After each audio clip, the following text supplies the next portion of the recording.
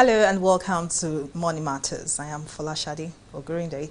The Monetary Policy Committee of the Central Bank of Nigeria, at its 278th meeting on Tuesday, voted to retain the monetary policy rate at 11.5% and keep other parameters constant. This was disclosed by Governor of the Central Bank of Nigeria, Godwin Emefiele, while reading the communique at the end of the MPC meeting.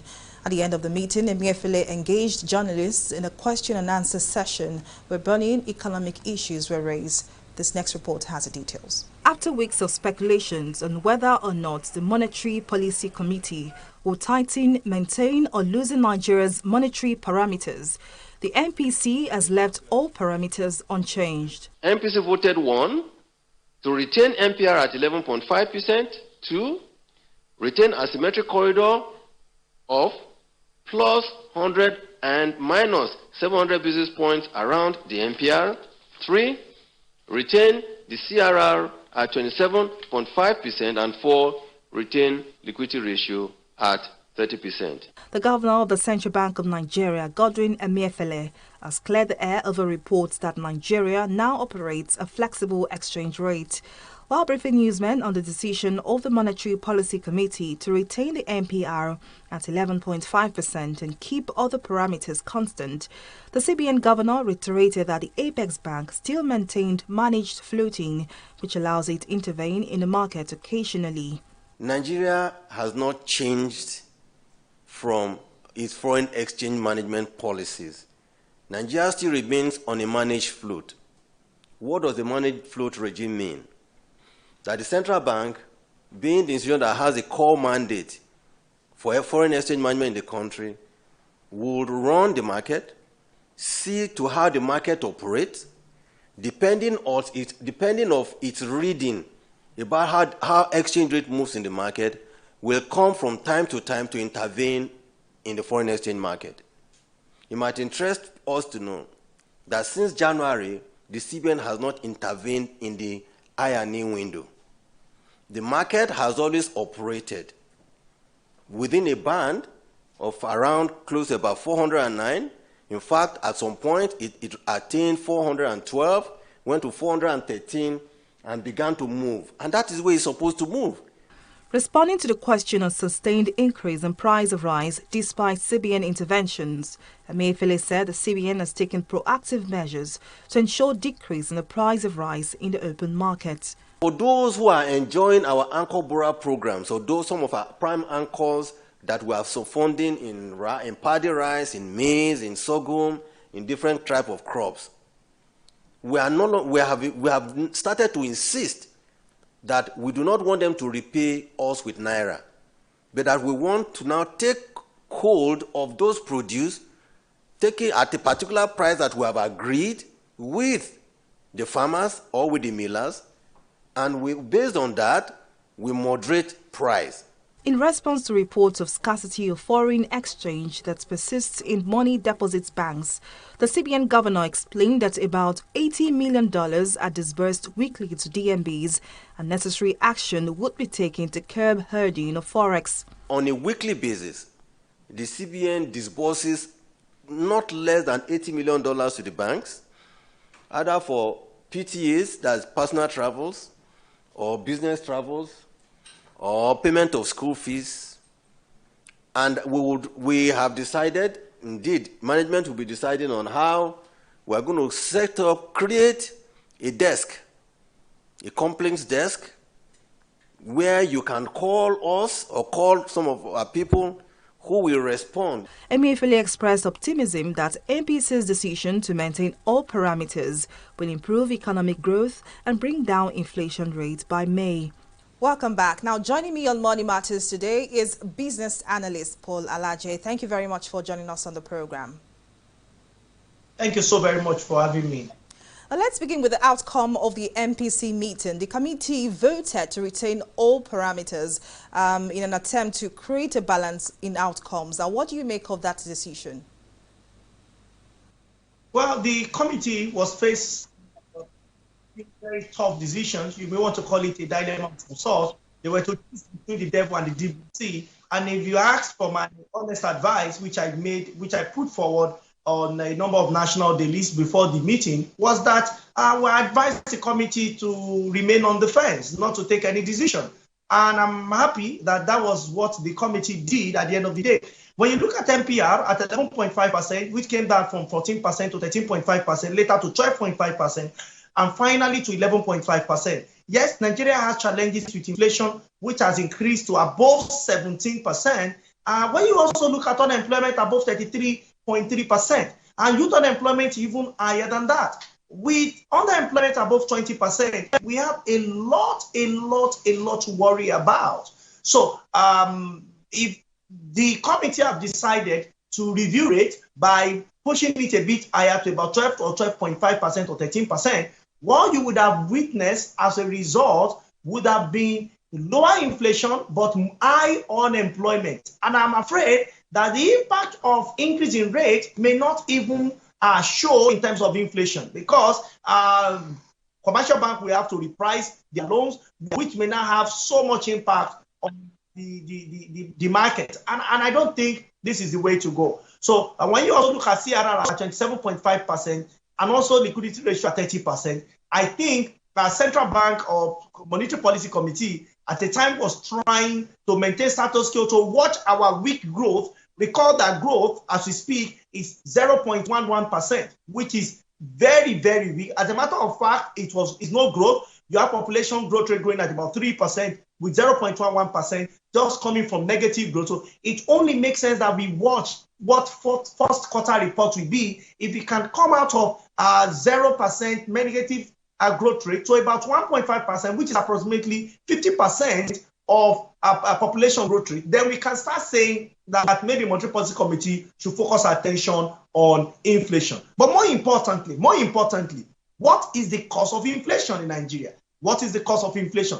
The result by National Bureau of Statistics had indicated that the main cause of inflation, it is not because of money supply or control of money supply, which is what our Monetary Policy Committee attempt to adjust or to influence, but the main cause of money supply, according to National Bureau of Statistics, remains food inflation, among logistics, among other things. And when you ask, why do we have above 20% food inflation? Number one, because of lockdown policy the government is the impact of which we are still experiencing. Number two, because of insecurity. That is the big deal. There is no economy without security, because Nigeria continues to battle insecurity. We hear, as we speak, about 37 students in the College of Education in Kaduna State are still in the den of their doctors. And that on one hand, we have had series of secondary and primary school students in North Central and Northwest. We see how Boko Haram ravaging the Northeast and spreading gradually to Northwest.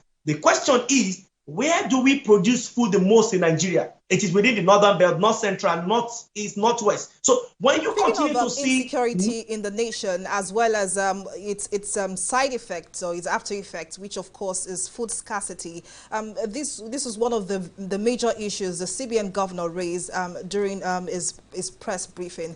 I will come back to that later. But I want to get your perspective on this. Some stakeholders believe that leaving inflationary rates to play out naturally instead of tightening interest rates is a wrong move. Do you agree with this? Well, when you look at it, well, you will say they are correct, but when you look at the Nigeria reality, 17.3% is high, and it's almost close to what we had in 2017 when we went to 18%. But at that time, Nigeria first came out of recession with close to 1% GDP growth rate. As we speak, we are less than 0.2%. So we have, like I said, we have two difficult choices. We have the devil to hug, and we have the deep blue sea to jump into. If I were in that shoes, I would have remained, or I would have allowed status quo to remain, which is what Monetary Policy Committee did. And I think is the right thing to do. I totally support what they've done. It does not mean it's the best, is the good decision, but it's the best decision among worst decisions that we have to pick. Now let's talk about some of the issues that were raised at that MPC press briefing. The CBN debunked claims that Nigeria now operates a flexible exchange rate instead of a managed float. Do you think CBN's continued pegging of the country's exchange rate is the best we can have? Well, you can either have rate or floating, which we call fixed rate or floating rate. The truth is that CBN is in between the two. It's not saying it's not running floats or flexible. It's just semantics. So it is flexible, or what you call float, but it's managed. It is managed. It's not absolutely it's not absolutely flexible. That is, we do milestone devaluation. And I think if you allow forces of demand and supply to adjudicate price, it's like you ask Anthony Joshua, that popular boxer, to fight Mr. Macaroni in a boxing ring. How would you place these two individuals, Mr. Macaroni versus Anthony Joshua? I tell you, Mr. Macaroni, we know it is not comedy. That is when you leave Nigeria, who is a net importer. You will need to read reports shared by National Bureau of Statistics 2 weeks ago, just before unemployment figures were shared by the same organization. They revealed that Nigeria exported about 307 billion from Denmark, only on vaccine, human vaccine. We have all the pharmacists, we have all the medical doctors. We could not produce what we use to vaccinate our population. I'm not talking of COVID now. I'm talking of other things such as measles and so on and so forth. Nigeria, since 1960 to 2021, we could not produce that. So how would you say you allow forces of demand and supply? I tell you, if that has been done, 1,000 naira we exchange to $1. Yes, some economists who I don't think mean well for Nigeria, they will go through theoretical to say it is fine. Let's use that approach. But you know what? When you do that and you are not producing enough, you will pay more for it. That, for instance, exchange rate at parallel market is about 385, official rate approximately any window about 410. That means you will now be earning 40% of what you are earning now, which is worrisome, okay? So before you make policy, you need to study applied economics. Most of the people we see on the street, they are purely theoretical guys. And when things goes bad, they have advised government increase fuel prices. That don't worry, it makes economic sense. It makes theoretical economic sense. It's good to compare Nigeria with Saudi Arabia, where cost of per liter is about 250 naira when you convert to local rate. But you know the truth, they earn approximately 180,000, as minimum wage. How do you compare that with Nigeria? So the reality of Nigeria must be discussed separately, because Nigeria is still as about 42% of our population as poor people. Not my figures, that is according to World Bank and IMF, about 42%. So you have those people to deal with. They could not even earn up to minimum wage. In fact, UNDP had pegged $1.90. They could not live up to that. So how do you just leave your currency to devalue? For me, I also think managing devaluation is good. But you know what? CBN cannot do this forever. The bank cannot do this forever, because we now need to export more. We need to export, and our export cannot continue to be natural resource, cannot continue to be crude oil, cannot continue to be farm. And I think focus of government is also not good enough on agri-produce. We can start exporting fabric. That means we have to produce locally. We can start exporting uniform. That means we need to produce locally. And what else? Human air, we import. All manner of things we import. So the challenge we have is on one side of our population that has high state for importation, also on the part of government that have not created robust policy and to induce the population to go the way of export, because exchange rate, we respond to forces of demand and supply, and I can tell you it's not CBN that is consuming it. So I think central bank, I think monetary policy committee should convert the fiscal authority, particularly government of the day, to make right policy. The two of them, monetary lead and also the fiscal lead, must converge and make policy to support the people so that we can have a more stable exchange rate. Well, certainly, the fiscal policies of Nigeria needs to be looked into, especially when we're taking a look at the imbalance in Nigeria's trade. But we'll take a short break here, Mr. Laje, and we'll discuss other issues raised at the press briefing, the last MPC meeting. We'll take a short break here. Money Matters returns shortly. Corruption not in my country. Hello? Yeah, I found your wallet in front of a supermarket. Meet me at Apple Junction. Yes, I'll be waiting for you. Now we find out. Two of us. Thank you very much, officer. You know, it's surprising that men like you still exist in the police force. Yes, so... Oh, yes. This is just a token of my appreciation. Oh, no, you don't need to do this. We are only doing our job. Thank you very much. God bless you. You're welcome. Now I know police is really my friend. Yes. Friend. Hey.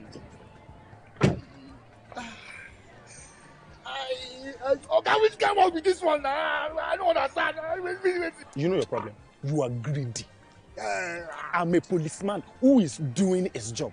All forms of corruption in the force, not in my country. Corruption not in my country. Welcome back. Now, if you're just joining us, I've been discussing issues raised at the recently held MPC press briefing with business analyst Paul Alaje. Thank you very much, Paul Alaje, for sticking by.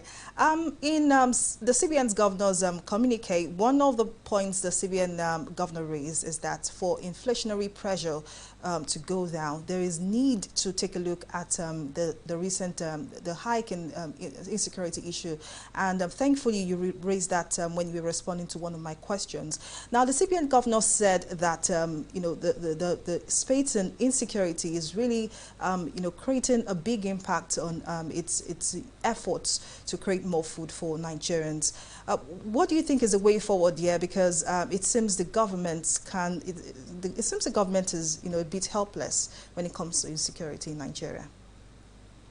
Well, the insecurity issue in Nigeria has to a large extent had impact beyond security conversation itself. And I can tell you that as food production continues to reduce, meanwhile population continues to increase, so we keep having more and more insecurity. Unfortunately, there's a new dimension to it when some state governors and some leaders, opinion leaders, have now taken another dimension of having even conversation or what you can call negotiation and start paying for insecurity. Because of payment of insecurity, we have developed an economy out of kidnapping and banditry. It will be very difficult to end banditry now that it has economic gains. So you may be seeing less and less of bombings, but you will see more and more of kidnapping. Why? Because economics surrounds everything. Economics surrounds everything. Slave trade was driven by the underlying economic impact until the world came together to say we must say no to slave trade. The same with kidnapping. Government must go beyond condemning the action, must come out boldly to say no to it, and coming out, they must also show example of those who are the kidnappers. So for us at our organization, we feel all state governors must first agree there is no negotiation, and as soon as they do that, security agencies must also work with the people, local people, community people, to say we will not accept any form of kidnap. Once you are caught, there will be deliberate policy and decision. Recall that Anambra State, it was kidnapping was ubiquitous at a time, but the governor of the state, I think the former governor, and of course the immediate past governor, the recent governor, said anybody caught their house will be demolished. The same thing happened in Kogi State at a time where government decided to demolish and went out all out. They went all out against kidnappers. That is when we started seeing reduction of some sort in those states. But there is new energy now around kidnapping, and I think authority we need to do more in protecting the people. If we don't, more and more people will be afraid of going to going to farms. I beg your pardon. Beyond going to farms, logistics, because people that are driving along some road, there are some roads that are dreaded as we speak now, and this will influence movement of farm output so that we can have increase in supply, because people cannot move from one point, the farm, to places like Market Square, Urban Center, and so on and so forth. People can move from one end to another, and they cannot move at the frequency with which we need them to move. So there is slow delivery or no delivery of some good items. That would totally lead to inflation. So authority, we now need not just to protect the farms, but also protect the road, which is higher cost. But if they have said no, if they have all frowned at banditry and kidnapping, we will not be here. Now, for us to leave this place, it has to be gradual. So we need all manner of new orientation. We need new campaign using television, radio, newspaper, billboard to change our narrative and also tell people. Recall that even when you have done all of those and you have not reduced unemployment significantly, 33.3%, which means out of 3 people, 2 are permanently unemployed. When you look at underemployment at over 20%, which means out of 2, between 2 of us, 1 person is unemployed. When you add inflation to that at 17.3%, oh my God, it means 7 out of 10, more than 7 out of 10 are suffering from a misery index. So the miserability is quite high. And so you shouldn't be surprised that we are seeing more and more of insecurity and banditry with this kind of economic quagmire. We need to reverse it, starting with local government, state government, and federal government. Number one, what I think government should do immediately is to decentralize this system. Create a state policing, create local government policing, because you cannot be commanding and be controlling security just from one central. It is not working. It's not working. America, huge population, almost times 12 our population,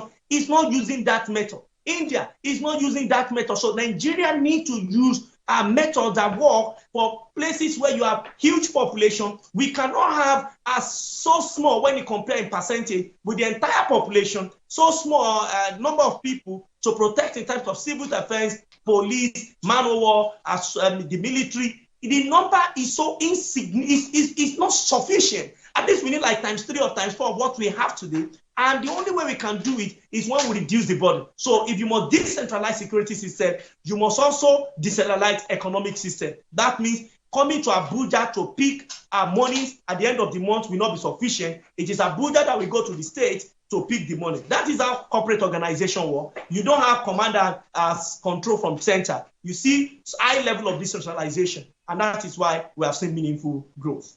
Now, one very interesting issue raised at the MPC press briefing is the disparity between some of the policies of the CBN in terms of agriculture and what we have presently, that is the reality in the open markets.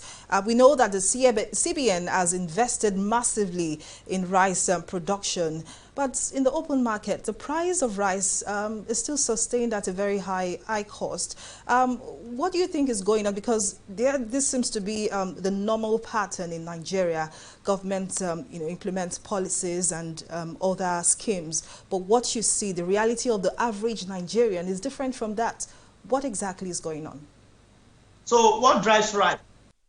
About 60 to 70%, or properly speaking, 75% of rice is controlled by one input called paddy. Paddy will always influence the price of rice. Paddy rice are inputs, the major inputs. That's the rice that is harvested.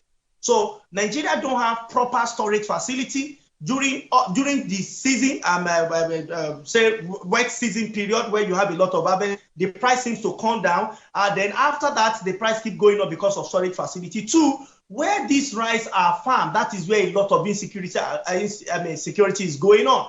Imagine if we don't have at all. If there are no intervention by central bank, the prices should have been between 40 to 50 naira, say, to 50,000 naira for 150 kg. As against what we have. So the intervention of government is irrespective because of other structural challenges. The price continues to go up. Number 2, the price would have even reduced significantly, but a lot of millers who are willing to operate, who are willing to participate in the market, they don't have access to FX. And I can give you from personal and real example, where many people that wants to support the kind of billing system that we operate right now. But because instead of, you can see what displayed on your screen, this is traditional. There are modern machines that can even help us do paper boiling, drying, destoning, and color sorting, grading, bagging, from beginning to the end. We have very few of these in Nigeria. We have them in Kebbi State by 3 organizations. We see Lagos build somewhat the largest, but the location seems not to be right because Lagos is not close to Paddy. Very few Paddy are in Ekiti State and in Ebonyi State. That's the closest. But you have large Paddy in Kebbi State, in Nasarawa State, some to a large extent we have in Niger State, and we have in Kaduna State, and some in Kogi State. So you can't go to Lagos and pull that. You may want to find somewhere where you can be sandwiched, where a number of paddy could come. So planning is still very poor, and you can see the method that is drying that you have been seeing on your screen. Meanwhile, you can have a machine that can dry per bag 40 tons, 50 tons, which is what we call foreign rice. There is nothing foreign about it. The process is poor. People eat of other rice, particularly people from the southern part of Nigeria and some part of North, they eat ofada rice. And when you see the smell, they are happy. It is not the smell that makes it ofada rice. In fact, the producer of the rice are not happy it smells. You know why? Because they've soaked it for 3 days because they don't have a parboiling machine. Bottom line, why all the action of government, central bank, and the monetary policy committee, what they have been projecting, why it's not been giving real results is because of structural issues. The same central bank is not allocating dollars for those who will help improve output beyond what we have on farm, so that what we have during a wet season, we can maximize and produce more and increase supply to bring that price down. But unfortunately, it's even beyond the central bank. That is why our country cannot be using quick fixes, quick fix method, 1, 2, 3 months. After that, the problem will come, and they will even be more than what we have before. Advice again to authority, we need a national development plan beyond medium-term expenditure framework, beyond short programs such as economic development and growth plan and sustainability plan. We need a national plan that will show how we want to deploy rail across Nigeria to move goods against insecurity. We need plan on how we are going to build robust education to save 1.5 trillion naira that people spend to school abroad. We need even on health. But some of these things are missing in some of our plans. You see drops of expenditure here and there that government hope to achieve. So I'm not surprised when you keep seeing the result of government. According to National Bureau of Statistics, it seems to be opposite what government are projected. I tell you, President Buhari said 10 million people will be lifted out of poverty. According to a World Bank, it says that rather than 10 million living out of poverty, within 6 months, 5 million people join poverty line. The exact opposite of the vision of Mr. President. Does it mean Mr. President does not love Nigeria? I think he loves Nigeria, but I think the policy issue, policy maker, taking the right decision and knowing what to do is what is missing. Certainly, we hope the government listens and implements some of this, advice given by our economic experts. But thank you very much, Paul Alaje, for your time on Money Matters. Thank you very much. Well, that's it on the program. Thank you very much for watching. I'm Fola Shadi. Ogurinde. Bye for now.